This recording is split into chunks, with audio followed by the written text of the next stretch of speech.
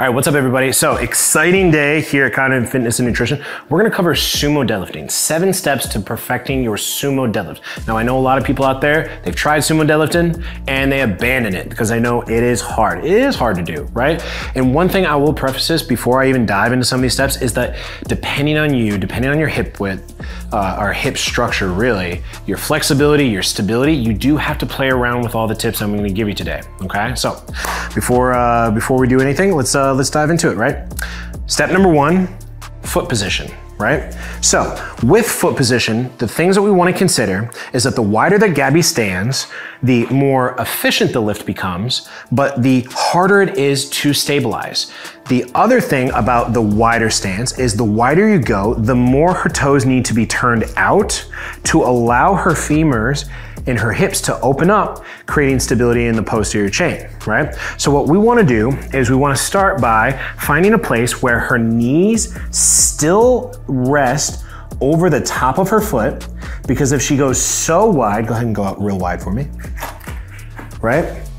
If she goes out that wide, where now her knee is well within her foot, you can already see that Gabby's having a hard time balancing. This is a hard position for her to hold. There's no point in going so wide that you can't stabilize, because then you can't load it, okay? So go ahead and let's bring our feet back into where we were. Good. So step number 1 is establishing that width where our feet are out. And again, if we start with our feet together, our feet will be parallel, but the further we go out, the more I'm gonna turn my toes out. But what you'll do in knowing whether or not you're standing too wide or not wide enough is that when she pushes her knees out, you'll see her knee is right over her foot. Her shin is nice and vertical and literally perpendicular with the floor.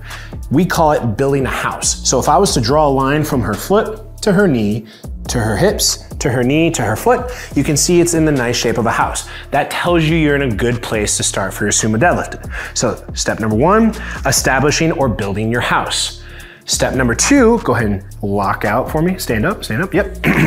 The reason why I recommend locking out as step number 2 is it engages glutes and quad muscles, so you're creating tension in the trunk or the lower body, right? Think about it. The sumo deadlift is being pushed or propelled by the hips and the hamstrings and then some of the back muscles. So when she locks out, she squeezes her butt, she tucks her pelvis just a little bit. Don't exaggerate, guys. We don't want to over posterior pelvic tilt, but we don't want a dramatic anterior pelvic tilt. We want kind of a happy medium, okay? The third step in our series, and I talk a lot about this, is breathing out.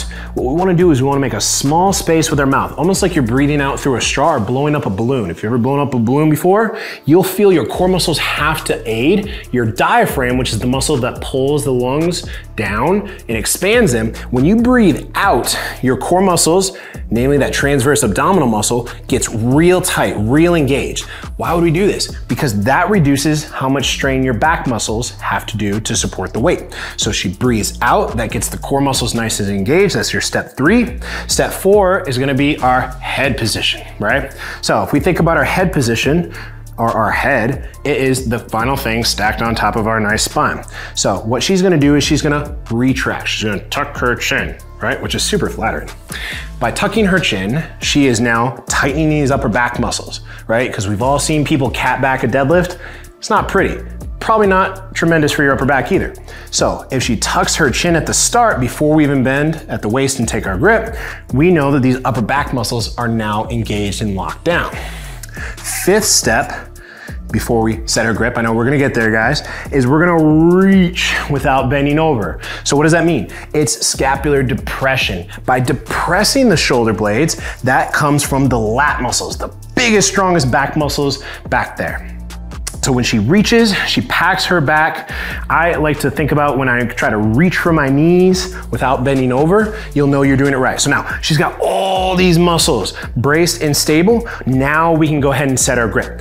Okay, so what she's gonna do is she's gonna relax her arms right by her sides. See how her hands are literally just like if we tied a weight to a string, that's where her grip is gonna be. It's literally just straight down. You don't even have to look to set your grip when it comes to sumo deadlifting. Your hands just go straight down. So She kept all those muscles tight. She's not relaxing an ounce of her body. Her arm and her grip width is directly below her shoulders.